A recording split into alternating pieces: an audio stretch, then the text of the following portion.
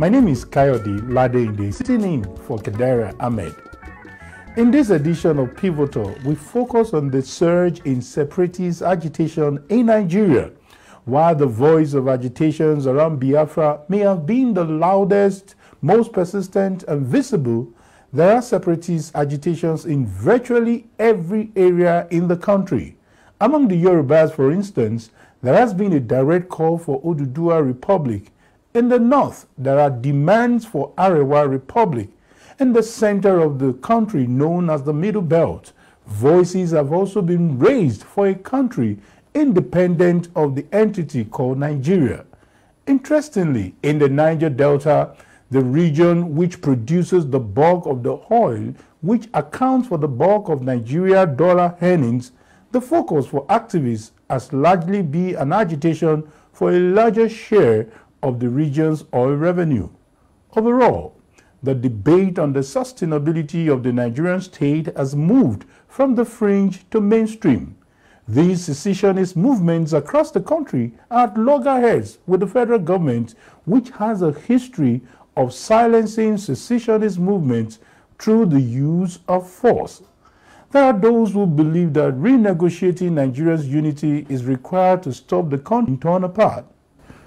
Today on Pivotal, I'm being joined by Professor Pat Itomi, the founder of Center for Value in Leadership and the African Democratic Congress ADC, and also Dr. Akeem Baba Ahmed, the Director of Publicity and Advocacy of the Northern Elders Forum, to discuss the secession and the way forward. Thank you. Let me start with you, Professor Pat. From what we have seen so far, some have expressed divergent opinions, different contradictions. For some, it's a bargaining chip to have access to power. For some, maybe it's a genuine call for self-determination. And for some, they just want a fair deal. Or how do you perceive these old agitations, in your own opinion? Well, really, honestly, the way that I read this, and I've read for a long time, people find different ways of expressing their dissatisfaction with how the system is functioning. And at the heart of it, at the core of it, is the failure of leadership. It is the nature of state capture, in which political process corrupts the governmental processes, almost such that it is inclined towards the material interests of those who capture the state, who gain political power. And so we don't have the system reflect enough the needs of the people. And because this is so, people find different ways of expressing themselves. Of course, you will have opportunities of different kinds to do different things. A great British historian, Neil Ferguson, writing about the making of the US Constitution, describes it as perhaps the greatest effort at institution building in history. And sometimes you can say, how can somebody say something so like, boo? But the truth of the matter is that if you look at how the framers of the American Constitution suggests, for example, that people should have the right to feel, to express themselves, that they can leave the Union. You wonder if they were not so foresighted. It's not because they wanted people to leave the Union. It's because they understood that if people had the right to say we can leave this union, whoever the political actors are that are in power will act in a manner that reflects the interest of everybody. The same logic you can see in the electoral college system, where the rights of even minority peoples are protected. The Nigerian Constitution does a pretty bad job of those kinds of thinking. And because of it, when people are frustrated, they can't express it. Okay. Now, let me quickly get Dr. Baba Ahmed's thoughts on that. Do you agree with what Prof has just said? I think that what Professor Utomi did is very helpful. It sets a historical background and context for two key issues. One is the principle of self-determination, which is almost as human as breathing. Man is a political animal. Freedom is vital to men and communities. And you must never design a system that forecloses key options like the right of communities to decide whether they want to be part of any association. it's also a basic foundation of the democratic system. Even under colonialism, colonialists came continuously look for ways in which they can address the issues of diversity in Nigeria. The democratic system is fundamentally based on the willingness of citizens to submit to authorities that they feel they are part of. And our country federal system is designed around the idea that diversity must be managed and be managed well. If you fail to manage diversity, pluralism, inclusiveness, alienation, either by individuals or groups, then you actually threaten a country, you threaten every nation. Now, those are principles. As far as Nigeria is concerned, the real problem has been that, and I agree with Professor Utomi here, what we've witnessed, which is in the last few years, maybe the last decade, has been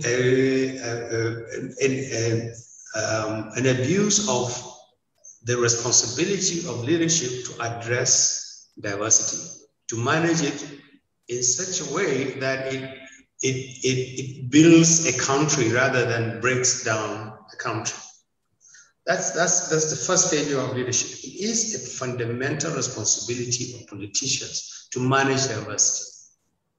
If you fail to manage diversity, you get all this. There's a wide spectrum of opinion between those who think we're not being treated fairly, we don't belong, we don't feel we're part of this country, to those who just want out. We don't want a part of this country, we want to leave. So this huge spectrum, somewhere in between, you're likely to find the hand of a state which has been inept or actually complicit in abusing trust and confidence of citizens in states like Nigeria. And so I think that what we are dealing with here is, where do you strike a balance that addresses grievances that are genuine, that can be managed in the context of a nation that continues to exist, okay, so that any part of the country feeling the only solution to its problems is to leave the country. Okay, and Doctor, one way. Let's look at how government is handling this issue from the very, very recent one, the Bohos episode, the Nnamdi Kanu. Your assessment of how government is handling this? Well, as far as the Kanu and the Bohos case, I consider these things as matters of law and order. I think both individuals live in a country of laws. We are a nation of laws. If there are broken laws of the country, they should be processed through the laws of the country, through the judicial process. They should receive fair trial. If the state feels that they have broken any laws, they should be tracked and processed through a fair process. That's how I feel about it. The fact that we are trying to put serious political coloration and trying to politicize this is very dangerous for the country. We've already done enough damage with politicians hiding behind individuals who feel that they can actually capitalize on genuine sentiments about marginalization, about alienation, about injustice, which has always existed in this country and which will always continue to exist in this country. Those individuals, there are boundaries you cannot cross and you should not cross. This is my view about this. If you do cross them, then the laws of the land should be asked to judge whether you've actually broken any law. Let me quickly get Prof on this. Looking at what Dr. Ahmed had said, I would also like to get your take. And in addition to that, let's look at, there are fears that arresting leaders of these movements may result into further escalation, and where we can have the issues of Mohammed Yusuf and Boko Haram, if you can remember. So how best do you think this should be handled, Prof? Again, it comes back to the same question of the immaturity of the political class. There's a subject that I give plenty of play to these days, and trying to explain it. There was a myth generated by the media back in the 70s called the Kaduna Mafia. And I've tried to explain many times that what simply was happening in Nigeria. And I had the good fortune of writing a PhD thesis and getting to become very close to many of the people that are today called the whatever, that Super Pansec, Kaduna Mafia, or that or that.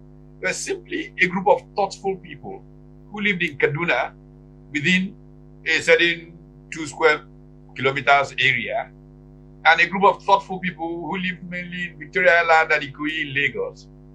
And issues come up in Nigeria, and they chat amongst each other in Kaduna, and the Lagos guys call the Kaduna guys, and they talk, and they find reasonable resolutions to these things. And Nigeria moves on. Most times, we don't even know what has gone on there to resolve things for the country to just keep going. Now, what has happened to us tragically is that such groups of thoughtful people stop being available and stop being able to talk to one another. And it now seems that the way you resolve a problem in Nigeria is to become obnoxious. The more obnoxious you become, the more you are then given a play. Oh, sorry, these guys are threatening heaven and earth. Okay, let's listen to them. Let's give them something. This kind of bricksmanship has brought Nigeria to where we are. So people now feel that the only way they can get a hearing is to get obnoxious. And that is what has led us to this sorry past. We need elites who are clear-minded, so that I can pick up a phone and call Dr. Baba Ahmed and call Usman Bugaji and call whoever, and we call somebody in Port Harcourt, and we sort these snafus out, and we just keep moving. But this political class has not had the savvy, has not had the seriousness of purpose beyond what position can I be put in to share what money my followers get, this, get that. Okay. And that's why Nigeria is in this place.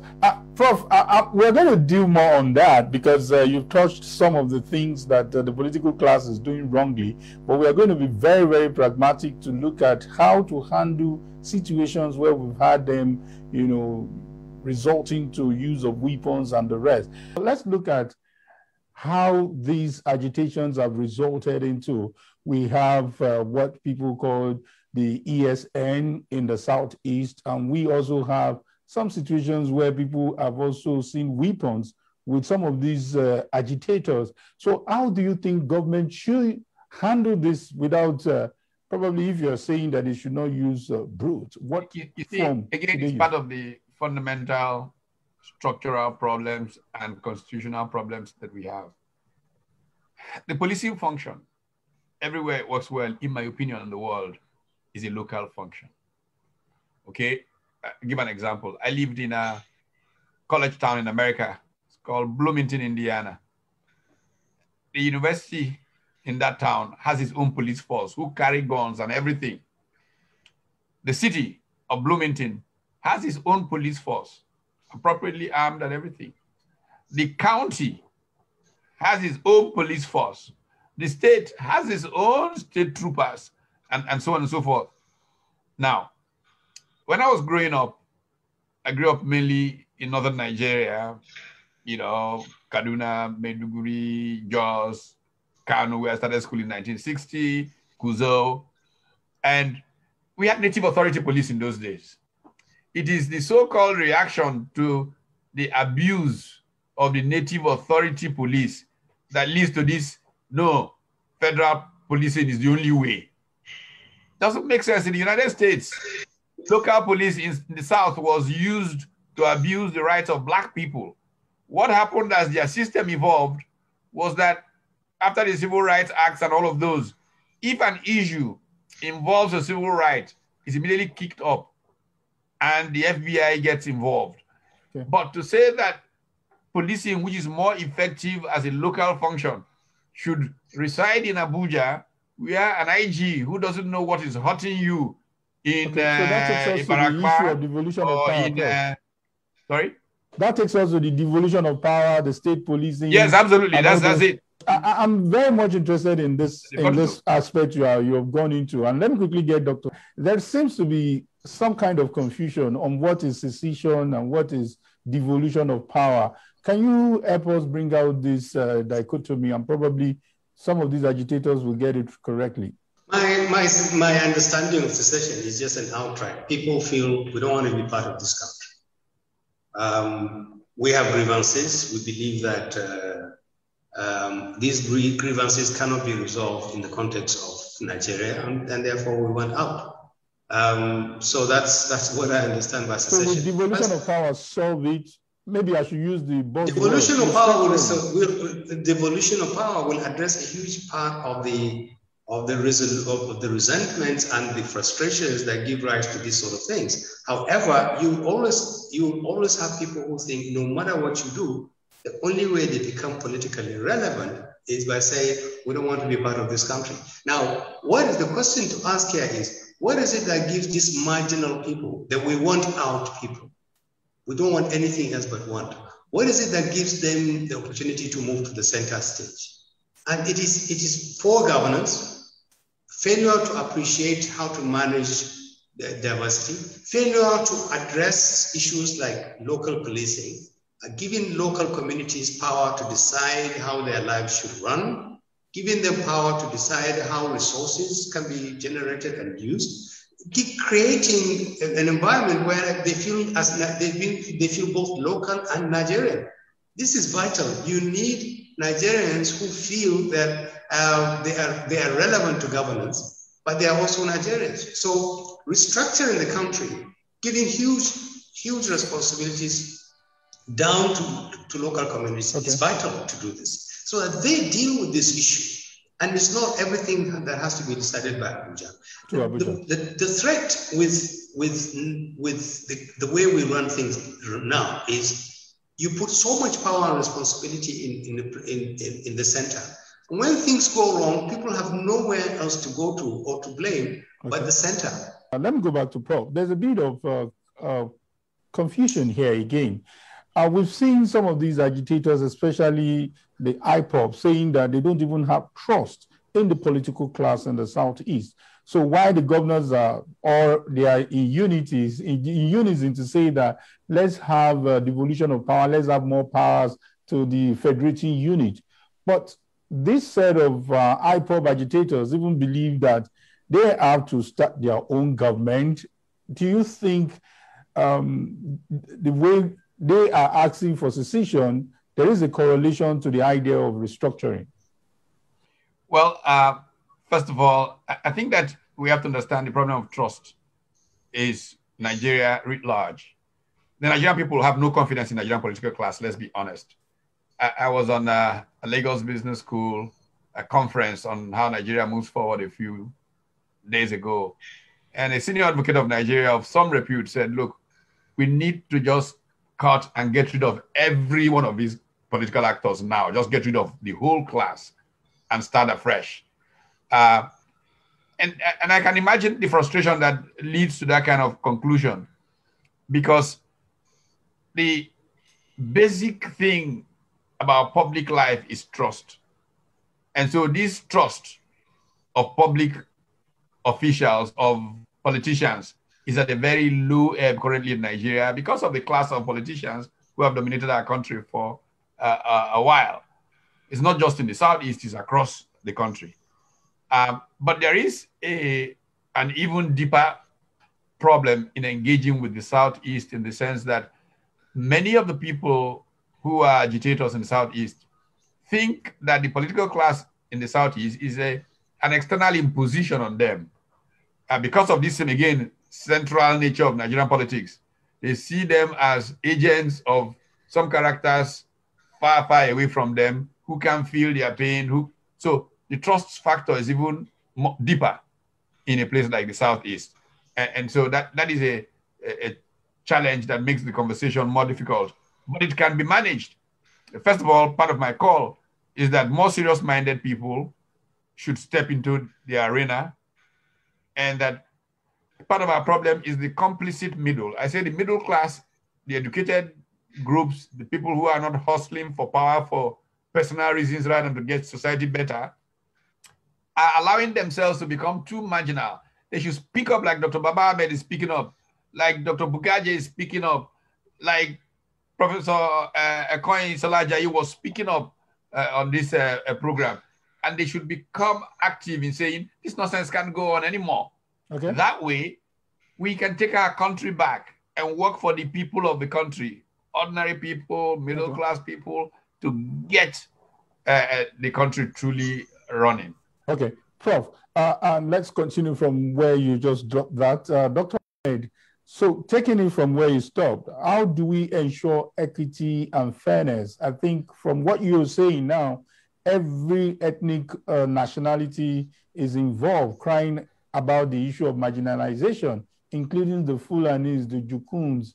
Everybody seems to be crying out on this issue of marginalization. How do we ensure equity and justice? First, by genuinely trying to find out why so many Nigerians feel alienated and being treated unfairly. It's important. It is part of the responsibility of the leader to listen and find out why, for instance, in the Southeast, the demand for the total lack of faith in leadership is not just about Abuja, and Professor Pat is correct here. In the Southeast, the reason why political leaders are so thin on the ground is that the community feels that they didn't vote for them. They are not their people, and they don't represent their interests. There's something fundamentally wrong about the political leadership that cannot inspire confidence, even enough confidence to say, can we complain to you that we have a problem? And those problems go across the whole country. When you have an administration like we have now, that just simply locks out its problem. It says, look, we don't want to hear about restructuring because National Assembly is dealing with constitutional amendments. We don't want to hear about grievances and agitations because that is just troublemakers. We don't want to hear about communities saying we don't feel we belong. You have a president who says he got 5% from a whole part of the country, and in a way, as if he doesn't owe that part of that country anything. Those are not the kind of things that make for a stable and peaceful nation. You need to put Nigeria on the table and actually understand what is going on. Why is it that we've never had this level? National dialogue? Yes, national dialogue. Okay. Talking, like Professor Utomi said, get Nigerians from all parts of the country to talk to each other and try to see if we can solve this problem. If the government is not going to be able to provide a platform or opportunity to do this, there's nothing stopping us from doing it ourselves. We can talk to each other. And we can influence change. From doing that. What is failing is exactly what he said. Where is the Nigerian elite? Where are those Nigerians who believe that this country is worth saving? Okay. Where are those people who believe that Nigeria is actually a great country and can be even greater? Where are those people with responsibility? Why are we abandoning the country to this kind of politicians who are running the country aground? This is a question that we'll put out there for Nigerians to answer. But on a final note, Prof, is it too late? At all, it isn't late. I give example of Brazil all the time. You saw Brazil become a basket case literal, and we saw Brazil come back. I think it's possible for Nigeria to come back. It just takes concerned, committed Nigerians to work at it. Thank you so much. And I will also do 60 seconds for Dr. Baba Ahmed. It's not too late. And we must never, ever think that it is too late. We owe the next generation the responsibility, we owe them the duty to keep the flag flying. This country was built at great pain. It took a lot to build this country. It's a resilient country. It's a strong country. It can be salvaged. We should not give up. We are not giving up. And there are enough people, goodwill and commitment to the country to actually pull it over. It is not over. And we must never allow the naysayers, the people who want to say break it up, the people who want to say let's fight if we can't have our way, we must never give them the chance to decide what happens to this country. So thank you very much, Dr. Hakeem Baba Ahmed, for your insight and for still believing in Nigeria. So much for us, the younger generation, to believe that it is not too late. And of course, Professor Patu told me you have never given up, and we hope that we will join you in that train to still believe in Nigeria. Thank you for your time.